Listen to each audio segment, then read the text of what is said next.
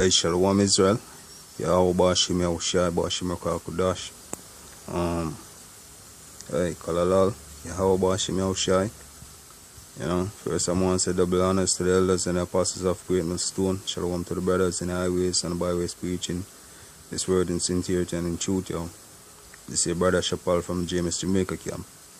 With another lesson, as you can see on the screen, we want to listen today on this article from the Star, the Jamaican Star out here. Alright, it says our meat is clean. Okay. Say Riverton pig farmers face discrimination from consumers. And if you know anything about Riverton, you know that Riverton is one of the biggest dump sites in Jamaica. The Riverton dump. That's the most is far from what people mind, yo. See? So let's get into the article. It says the Jamaican Star. It says pig farmers at Riverton dump in Kingston says their environment makes it ideal for animal rearing, and that their produce can stand up to scrutiny and match the quality of the pigs bred elsewhere. Alright. So this declaration comes as some of the farmers believe that people think less of their produce because they lived and raised animals at the dump. Alright.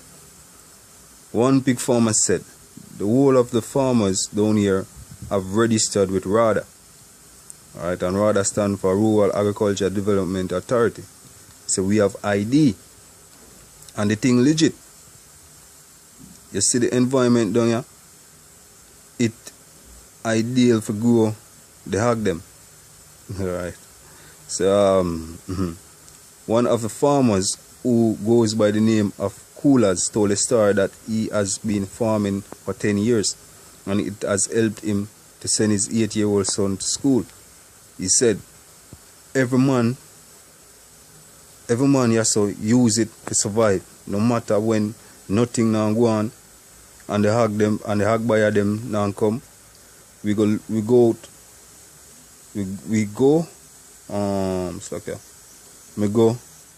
go look the people them who keep the fish fry them and they cook out them.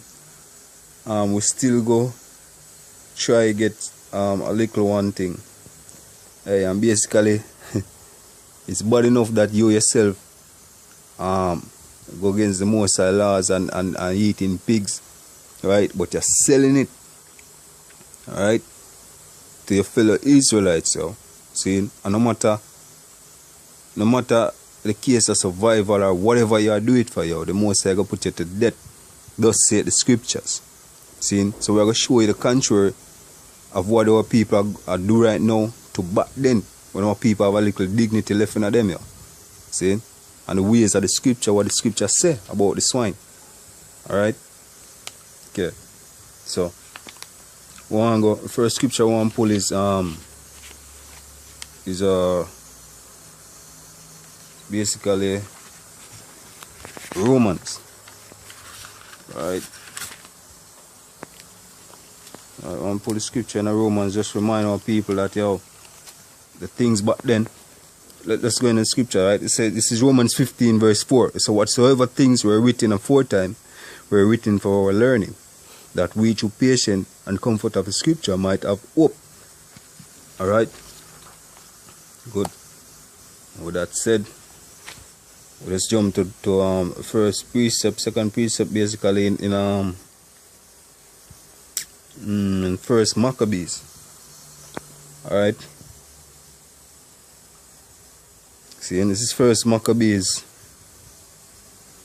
1. We start at verse 44. Alright, it says, for the king had sent letters, messengers to Jerusalem and the cities of Judea, that they should follow the strange laws of the land and forbid burnt offerings and sacrifice, right, and drink offerings in the temple, and that they should profane the Sabbath and festival days and pollute the sanctuary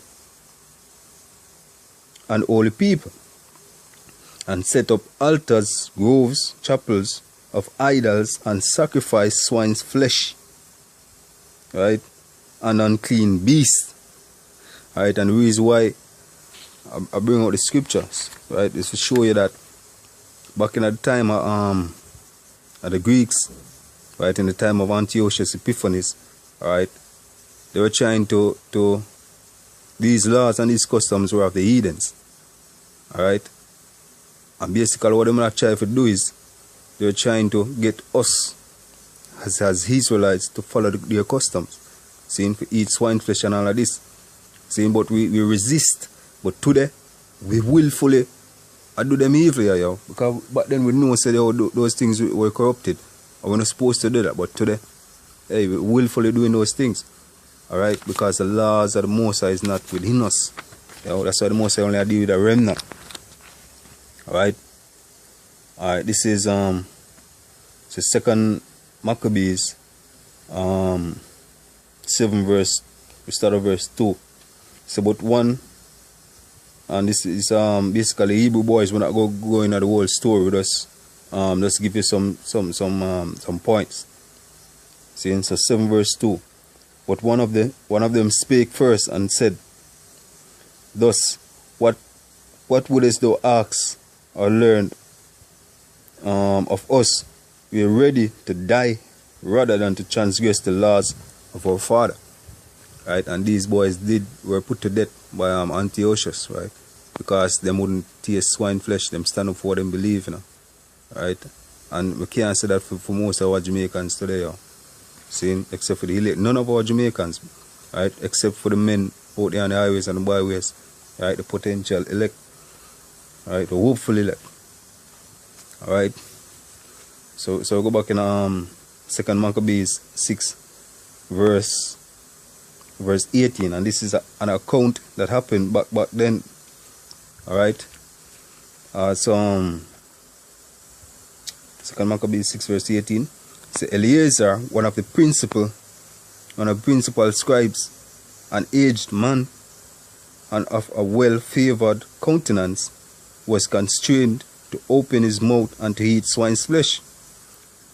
But he, choosing rather to die gloriously than to live stained with such an abomination, spit it forth, right? And he come of his own according to the torment, all right. So there is no amount of torture where you put on these men, right, would have make them give in if you eat something like a swine, yo. See, that's so vile, these things, and our people know that from back then. See, our people know that from back then, yo. All right. Our next piece I want to get is Jeremiah 4 verse 22. It says, for my people is foolish, right? They have not known me, right? And hey, you can say that for this generation today, yo. So they have not known me. They are Sati's children. They have none understanding, right? They are wise to do evil, but to do good they have no knowledge, none whatsoever, right? We can agree with that totally. See, right? So we'll just go into the book of Leviticus and bring out a couple of things, right? Just to show you, say, basically all of these things which the Most High put diverse things upon the earth, right? Things that we're supposed to eat, things what we're not supposed to eat, right? The Most High create these creatures, right? Some for clean the earth, all right, which is swine, right? That's the part of that swine play that part, all right, and things which we can eat, all right. So this is Leviticus 11, all right, and all right, this is Leviticus 11 verse 44. For I am the Lord your God. Ye shall therefore sanctify yourselves, and ye shall be holy. Right? For I am for I am holy. Neither shall ye defile yourself with any manner of creeping things that creepeth upon the earth. For I am the Lord that bringeth you up out of the land of Egypt, and to be your God. Right? Ye shall therefore be holy, for I am holy. Alright? Holy means separate and set apart. Alright? So this is the law of the beasts and of the fowls, and every living creature that moveth in the water, and every creature that creepeth upon the earth, to make a difference between the unclean and the clean, and between the beast that may be eaten and the beast that may not be eaten. See? So there is a separation with the Most High make.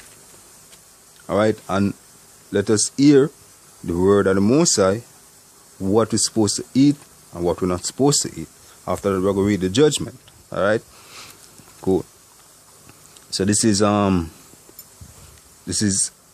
Leviticus 11 verse 1. And the Lord spake unto Moses and Aaron, saying to them, Spake unto the children of Israel, saying, These are the beasts which ye shall eat among all the beasts that are upon the earth. Whatsoever parted the hoofs, and is cloven footed, and cheweth the cud among the beasts, that shall ye eat. Nevertheless, these shall ye not eat of them that chew the cud, or them that divided the hoofs, as the camel, because he cheweth the cud, but divided not the hoofs. He is unclean unto you. Alright, verse 5. And the coney, because he cheweth the cud, but divided not the hoofs, he is unclean unto you. And the hare, because he cheweth the cud, but divided not the hoofs, he is unclean unto you. And the swine, though he divided the hoof, and be cloven footed, yet he cheweth not the cud, he is unclean unto you. Of your flesh also, of their flesh also, of their flesh shall ye not eat, and their carcasses shall ye not touch. Alright, they are unclean unto you. Thus say the Lord Yahweh Hashem Yahushua. See, all of these things are unclean unto our people. Right, and it is proven fact that no matter how you cook a piece of pork, alright, you cannot get rid of the bacteria, right, worms, because guess what? The swine wasn't created to be eaten, right? Alright, so we get our next piece of one get is Isaiah 66 verse 15. Say, for behold, the Lord will come with fire, and his chariot like a whirlwind, to render his anger and with fury, and render his anger with fury, and his rebuke with flames of fire. For by fire and by his sword will the Lord plead with all flesh, and the slain of the Lord shall be many. Right? They that sanctify themselves and purify themselves in the garden behind one tree, in the midst, eating swine's flesh, and the abomination and the mouse shall be consumed together, saith the Lord. Alright? See? So hey, we're saying all of these things so that the people know, say, hey, a pig wasn't created to be eaten, man. Alright? See, that one of the thing them are the most I create to clean up the earth. Right? And scientists proves that, yo, whenever you cook, no matter what temperature you cook that pork, the bacteria are go still lodge within it. Right? See? So, and scripture say, yo, that's why we get all sort of disease. Right? Even the scripture say, yo, basically our own wickedness shall correct thee. Alright?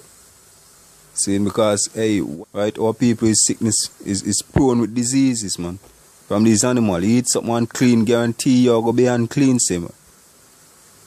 See, so that wants to show shalom.